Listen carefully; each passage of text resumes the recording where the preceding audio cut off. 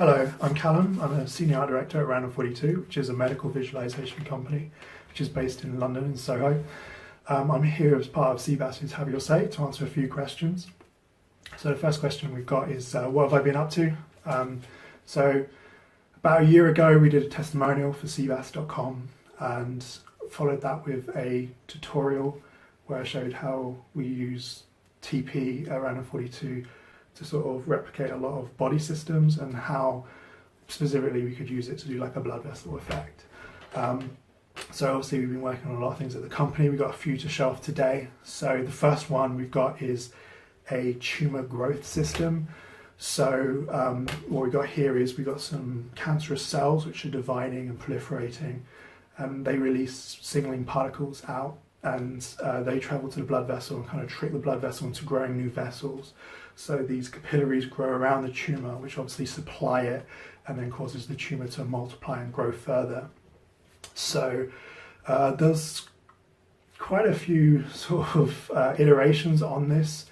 One of the sort of things that you're always fighting is sort of trying to get something that looks very interesting, has a lot of this sort of organic simulation to it, but then you also need something that's very controllable for your artists. So this went through quite a few versions to try and find something where the branching and growth of the capillaries looked natural and organic, but we could still kind of control the overall mass that it formed. And the early versions, they were just kind of spread all around the scene, and you know, sort of the detail of it looked great, but it was just completely unwieldy. So TP came up with an update which introduced APF fields, and luckily Eloy added a great tutorial on his YouTube channel where he talked about how you could take an object and create like a field which essentially took the surface flow of it into a force. So I went back and had a play with that, and it meant that I could, you know, go into ZBrush, create a very basic shape of what I wanted the capillary to look like, spawn some particles, and then they would move precisely around that kind of form, as opposed to having sort of winds and gravities and trying to like balance between the two. Because in that system, if you change the seed or you changed the strength of a force, it would, you know, change the final look drastically, and it was very inconsistent. Whereas this new method added a lot more consistency and control to it. So I was pretty happy with the setup for that in the end. The next one we've got is cell cycle division. So this is actually kind of like the second iteration of it. I kind of feel like we're constantly going back and sort of looking over like old systems that we set up and trying to sort of better them. There's always this kind of ideal that we're trying to strive towards. So whether we're trying to add sort of more accuracy to the simulation, sort of more complex motions, secondary motions and stuff, or we're just trying to like make a simplified method. So with this, the first version I did was kind of very early in my sort of TP growth, I guess. So there was a lot of things done sort of long ways about, because I didn't know any better ways of doing it. So originally I had a lot of groups, I was moving them all around groups, whereas in this version I went back and made it so it was controlled by geometry in the scene, which again made it a lot easier for artists to control timings, to control exactly where the rope moves to, because the particles are spawned on the surface of the geometry, and that geometry is moved into the position it needs to go. And then on those particles, they act as kind of anchors to which bullet rope is spawned between. The final video I've got is an update of the ribosome translation. So we did do ribosome translation on the testimonial last year, and this is kind of a sort of a new sort of revisit of it. So added this kind of time-lapse, almost stop motion-esque quality, and it's got some slow motion, so we can show the full build-up of the protein over time, but then slow down to see like individually what's happening. Very inspired by Drew Berry's renditions that he's done of them, and a lot more accurate to the actual process in question. On top of that, sort of in my sort of off time, I've been looking a lot into like 3D printing. So 3D printing technology's taken a big, it's come on leaps and bounds in the last few years. So Kickstarter's really brought down the price of 3D printers, and in the last year, DLP printers, resin printers have sort of come onto the market. They're only a couple of £100, and these things can print very small, high detailed figures. So hopefully we can start incorporating more and more 3D printing at Random42 in the future as well. We also been playing around with more AR stuff and game engine stuff at Random42. Sort of leads into the next question we got, which is, what do I feel is still lacking in terms of current VFX tools for AR and VR? So if we look at VR first, I think both of them kind of suffer from the workflow that they have. So if we use the example that if you were to paint something, you'll do drawing in Photoshop, it's kind of like one-to-one in that as you're moving a brush or your Wacom, you're seeing the result, the final result kind of instantly.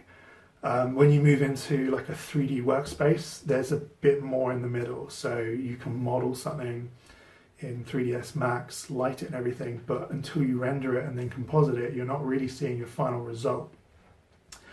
With VR, it's an even bigger kind of gulf.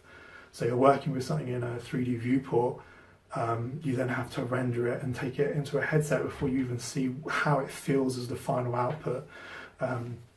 So trying to get that as sort of condensed down as possible.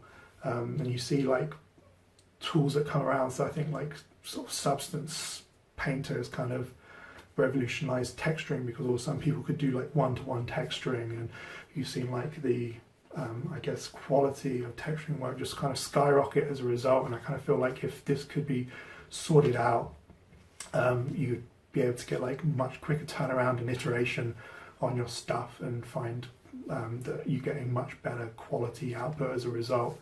I know like V-Ray has like added sort of some RT ways of viewing like the stuff in 3ds Max, but I feel like that, you know, there's still a bit of a gulf there. And obviously if you want to like add any of your compositing stuff on there, there's still not really that option. The other kind of issue that we have is kind of positional tracking. So if you want positional tracking, really you have to use like a game engine at the moment. But with game engines, obviously if you are a studio that's, you know, doing traditional rendering compositing pipeline, you know, it can be quite tricky to get your stuff into engine. It's a bit of a process, especially if you've got like a composited look that you're matching. And obviously you're constructing your stuff in something like 3ds Max or your particle system, so you've got to convert those through to the engine. So the other option is like a pre-rendered version, which you can like export as like a video file and then play back on like a mobile device, like a Gear VR or something like that. So these are great because they're really easy to run on a mobile device. You don't really need a high-end device. Although like, you know, game engines are coming on leaps and bounds for mobile. If you want like some high fidelity looking stuff, you still really kind of need like a beast PC to kind of run it at the moment.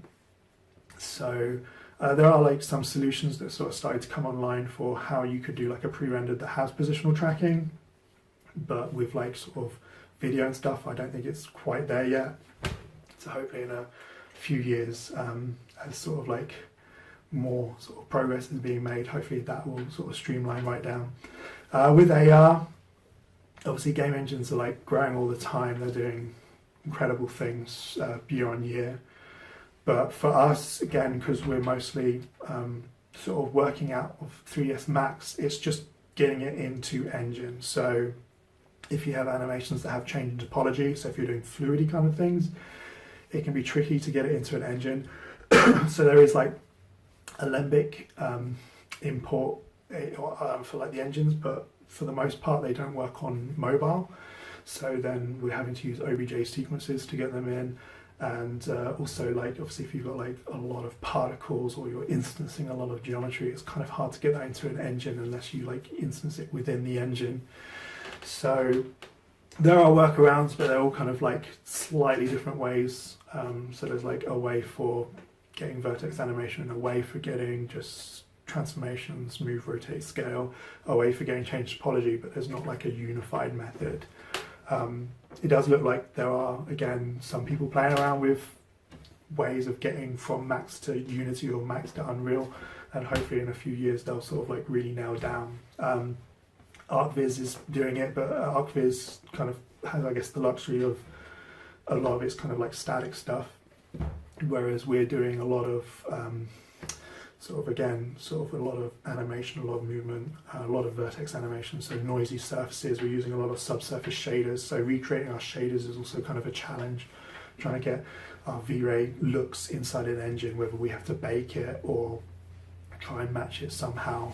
It can be quite tricky to do like refractive shaders and subsurface and translucencies and all that stuff in engine.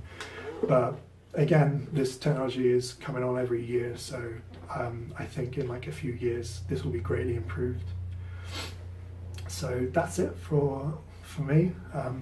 Take care. Hopefully we will have some more stuff next year that we'll do with Cebas. So show off some more stuff, maybe do like another tutorial or so. So keep your eyes out for that, and yeah, take care.